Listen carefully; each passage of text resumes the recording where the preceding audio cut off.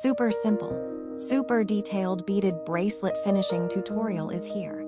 Today I'll show you in detail how to do a clean and secure ending for your beaded bracelet.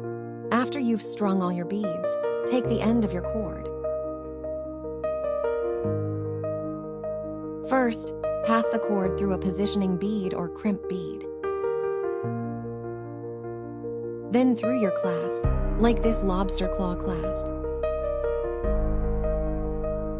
Pull it through, then thread the cord back through the positioning bead and a few more beads to hide it. Pull everything nice and tight. Next, you can add another crimp bead or tie a secure knot. I recommend a double knot or surgeon's knot for strength.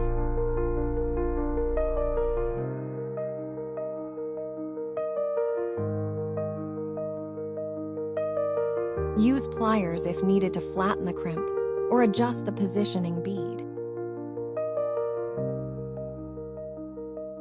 Finally, cut off the excess cord carefully, making sure it's neat and hidden.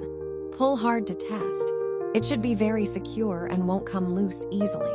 And that's it, a clean, professional-looking finish. Thanks for watching. Like and follow for more tutorials. See you next time.